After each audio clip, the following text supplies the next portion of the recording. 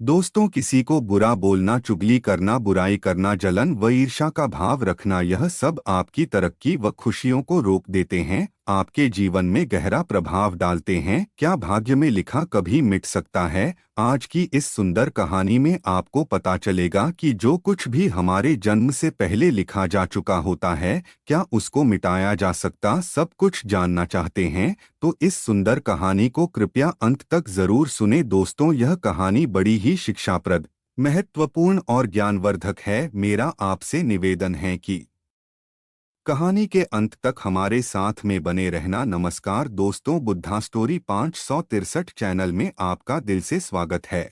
प्राचीन समय की बात है, एक गांव में रामू नाम का गरीब किसान रहता था। उसके परिवार में सिर्फ वह और उसकी पत्नी रहती। किसान के घर में बहुत समय के बाद एक लड़के का जन्म हुआ। किसान और उसकी पत्नी बहुत खुश थे। सभी आसपास के लोग किसान को बधाई देने के लिए आ रहे थे। एक दिन सुबह का वक्त था, तभी किसान के घर के बाहर से एक साधु ने भिक्षा के लिए आवाज लगाई। किसान के घर में आज खुशी का दिन था, इसलिए उसने साधु महाराज को अंदर बुला लिया और उन्हें बैठने के लिए कहा। जब साधु महाराज बैठ गए तो किसान ने साधु महाराज से कहा, महात्मा जी, हमारे घर में बहुत समय के बाद बच्चे का जन्म हुआ है, आप कृपया करके इसका नामकरण कर दीजिए। साधु ने जैसे ही बच्चे को अपनी गोद में उठाया, तभी साधु ने देखा कि बच्चे की बाजू पर एक चिन्ह बना हुआ है जो राजयोग को दर्शाता है। साधु बच्चे की बाजू के ऊपर चिन्ह देखकर हैरान रह गया। किसान ने जब साधु को हैरान परेशान देखा तो उसने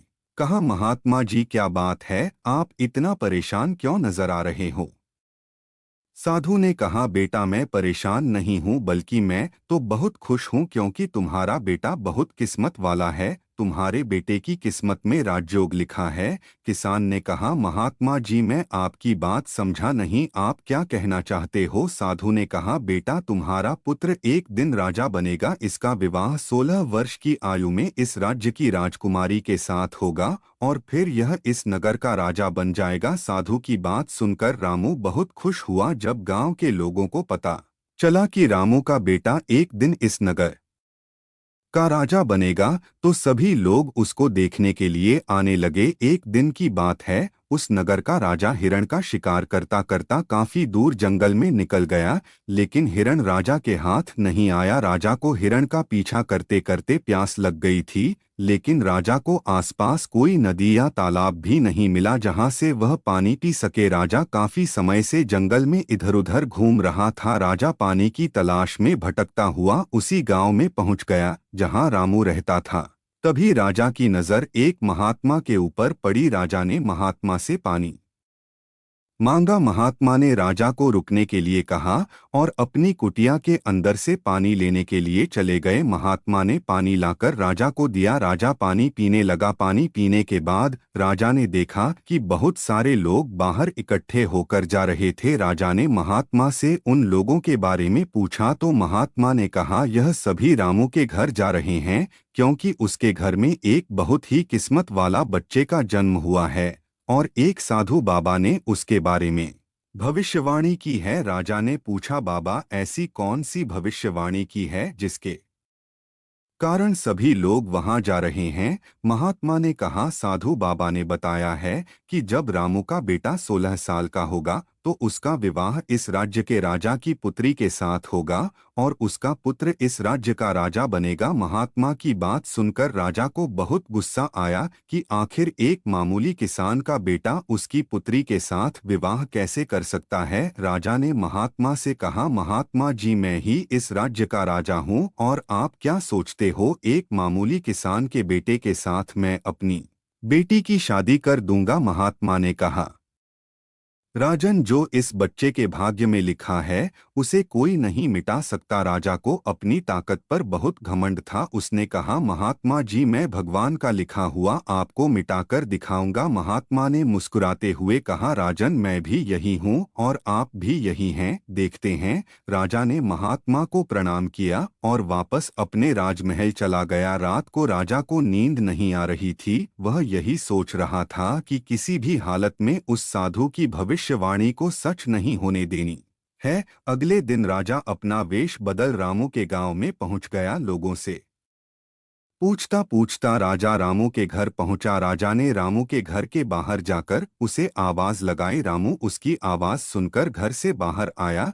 और उससे पूछा, आप कौन हो और किस लिए आए हो? राजा ने कहा, मैं सेठ हूँ और मेरे खुद के कपड़े का व्यापार भी है और पास के ही गांव में रहता हूँ। मैंने लोगों से सुना है कि तुम्हारे घर में एक तकदीर वाला बच्चे का जन्म हुआ है और उसकी किस्मत में राजयोग लिखा हुआ है। रामू ने कहा, हाँ सेठ जी, आपने सही सुना है। राजा ने रामू से कहा, अगर तुम बुरा ना मानो तो एक बात कहूँ? रामू ने कहा, हाँ सेठ जी बोलो। राजा ने कहा, तुम अपना बच्चा मुझे दे दो, इसके बदले में मैं तुम्हें बहुत सारा धन दूंगा और तुम्हारे बच्चे का पालन पोषण भी करूंगा। रामू की पत्नी ने कहा, नहीं सेठ जी, मैं अपना बच्चा आपको नहीं दे सकती। राजा ने कहा, तुम एक मामूली से किसान हो, तुम अपने बच्चे का पालन पोषण अच्छी तरह से कैसे कर सकोगे? रामू ने सेठ की बात सुनकर कहा, हाँ सेठ जी, आप ठीक कहते हो, हम इस बच्चे का पालन पोषण अच्छी तरह से नहीं कर सकेंगे। रामू की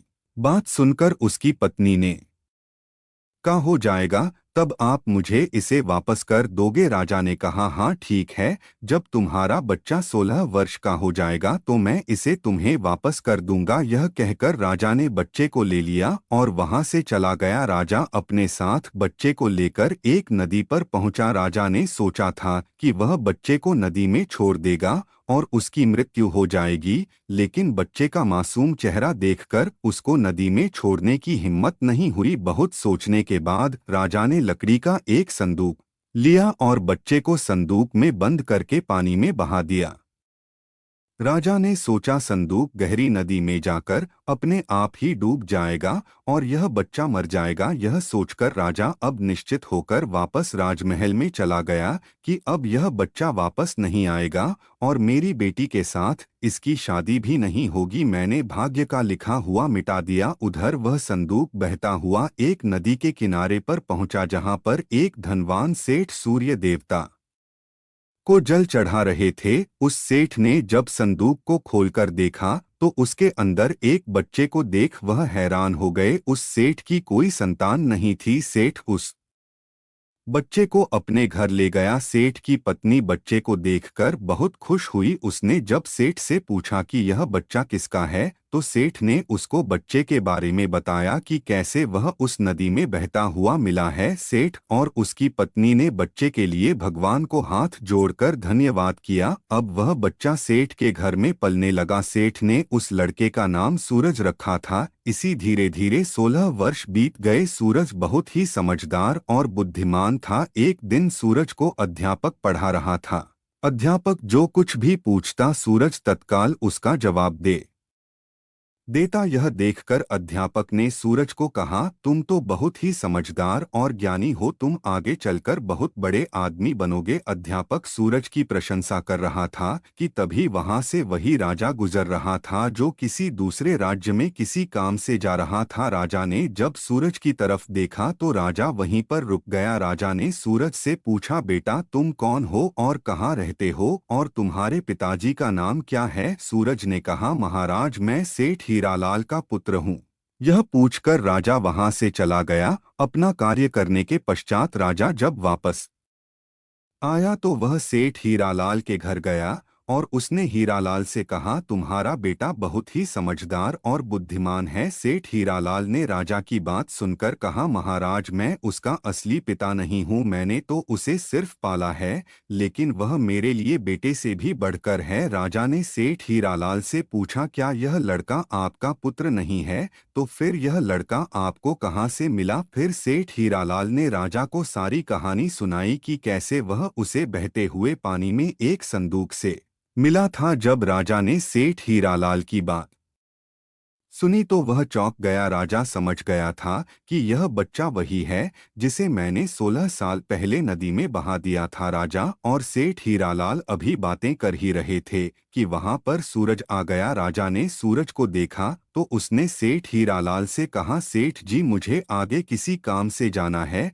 अगर आप अपने बेटे के हाथों मेरी एक चिट्ठी महारानी तक पहुंचा दो तो मैं उसको सोने की 50 मोहरें दूंगा। सूरज ने यह सुनकर राजा से कहा, हाँ महाराज क्यों नहीं, मैं आपकी चिट्ठी जरूर पहुंचा दूंगा। राजा ने चुपचाप एक संदेश लिखा और चिट्ठी के ऊपर मुहर लगा दी और चिट्ठी सूरज को पकड़ा दी और कहा कि बेटा यह लो, यह रानी तक पहुंचा देना। सूरज चिट्ठी लेकर चला गया। सूरज चलते चलते घने जंगल से गुजर रहा था कि वह रास्ता भटक गया। उसे रास्ता ढूंढते ढूंढते रात हो गई। सूरज रात गुजारने के लिए कोई जगह ढूंढने लगा, तभी उसकी नजर एक झोपड़ी के ऊपर पड़ी। सूरज ने सोचा मैं रात यहीं पर बिता लेता हूँ। यह सोचकर सूरज से नीचे उतरा और झोपड़ी के अंदर चला गया। जब सूरज अंदर गया तो उसने देखा कि एक बूढ़ी औरत खाना बना रही थी। बूढ़ी औरत ने सूरज को देखा तो उससे पूछा कि बेटा तुम कौन हो और बिना इजाजत अंदर क्यों आए हो। सूरज ने अपने बारे में बताया कि वह रास्ता भटक गया है,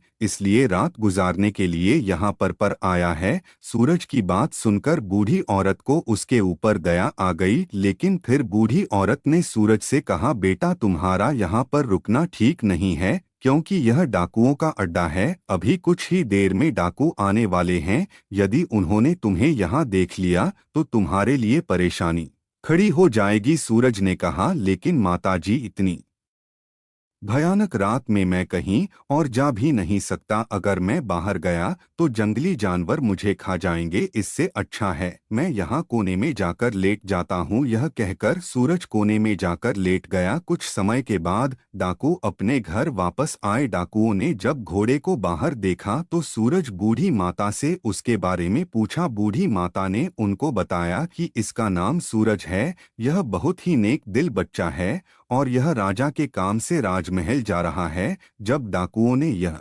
सुना तो उन्हें कुछ संदेह हुआ। वह राजा की हरकतों के बारे में जानते थे, इसलिए उन्होंने सूरज की जेब से चिट्ठी निकाली और उसे पढ़ने लगे। जैसे ही डाकुओं ने वह चिट्ठी पढ़ी तो वह सब समझ गए। बूढ़ी माता ने उनसे पूछा, चिट्ठी में क्या लिखा है। उनमें से एक डाकू ने बताया कि चिट्ठी में लिखा है कि जैसे ही यह लड़का तुम्हारे पास पहुंचे इसको उसी समय मरवा कर कहीं दूर दफना देना। यह काम मेरे पहुंचने से पहले हो जाना चाहिए। बूढ़ी माता ने जब यह बात सुनी तो बोली, यह राजा कितना दुष्ट है, जिसके हाथों चिट्ठी भिजवा रहा है उसी को मरवाने का आदेश भी दे रहा है। यह सोचकर बूढ़ी माता ने सोचा कि मुझे इस मासूम को बचाना चाहिए। उसने डाकुओं से कहा। तब डाकुओं ने दूसरी चिट्ठी लिखकर उस चिट्ठी से बदल दी और वापस सूरज की जेब में रख दी। इसके बाद डाकू वहां से चले गए। सुबह होते ही सूरज उठा और बूढ़ी माता को धन्यवाद देकर वहां से चला गया। सूरज कुछ समय के बाद ही राजमहल पहुंच गया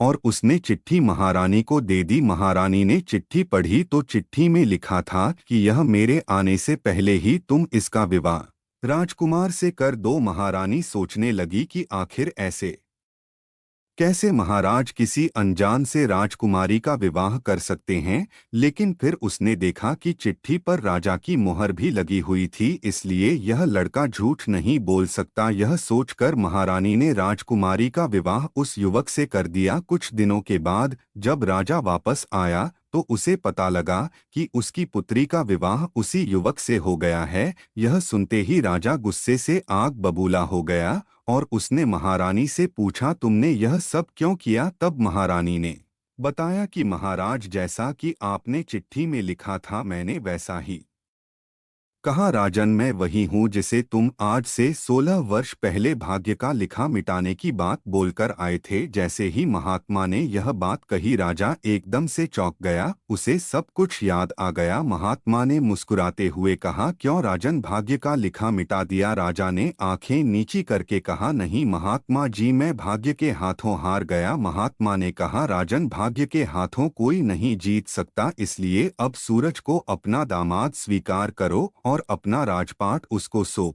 दो। राजा ने कहा, महात्मा जी, जैसा आपने कहा है वैसा ही किया है। राजा ने महारानी को चिट्ठी दिखाने के लिए कहा। जब महारानी ने चिट्ठी दिखाई तो राजा ने चिट्ठी में कुछ और ही लिखा पाया। यह देखकर राजा ने गुस्से में सैनिकों को कहा, जाओ और जाकर सूरज को पकड़कर लाओ। सैनिक तुरंत गए और सूरज को पकड़कर ले आए। राजा ने गुस्से में सूरज से कहा, तुमने धोखे से मेरी पुत्री के साथ विवाह तो कर लिया, लेकिन मैं तुम्हें अपना दामाद स्वीकार नहीं करूंगा। सूरज ने राजा की बात सुनकर कहा, लेकिन महाराज मैंने तो आपके साथ कोई धोखा नहीं किया है। राजा ने सूरज की बात सुनकर कहा, तुम मुझे भी बेवकूफ बनाना चाहते हो, लेकिन मैं तुम्हें अपना दामाद स्वीकार नहीं करूंगा। अभी दोनों की बात चल ही रही थी कि एक सैनिक ने आकर राजा से कहा, महाराज बाहर एक महात्मा आए हैं, वह आपसे इसी समय मिलना चाहते हैं। राजा ने महात्मा को अंदर लाने का आदेश दिया। महात्मा जी अंदर आए तो राजा ने उठकर उनको प्रणाम किया और उनके आने का कारण पूछा। महात्मा ने कहा, राजन लगता है आपने मुझे पहचाना नहीं। राजा ने कहा, नहीं महाराज, मैंने आपको नहीं पहचाना। नहीं, महात्मा ने मुस्कुराते हुए होगा राजा को समझाकर महात्मा जी वहां से चले गए। राजा ने सूरज से माफी मांगी और सारा राजपाट उसको सौंप दिया। तो दोस्तों, कैसी लगी आपको यह कहानी? आप हमें कमेंट सेक्शन में ज़रूर बताना, और अच्छी लगी हो तो इस चैनल को सब्सक्राइब ज़रूर कर लेना। तो चलिए मिलते हैं ऐसी ही कोई नई कहानी में। तब तक के लिए अपना ख्याल रखें। धन्यवाद और नमो बुद्धाय।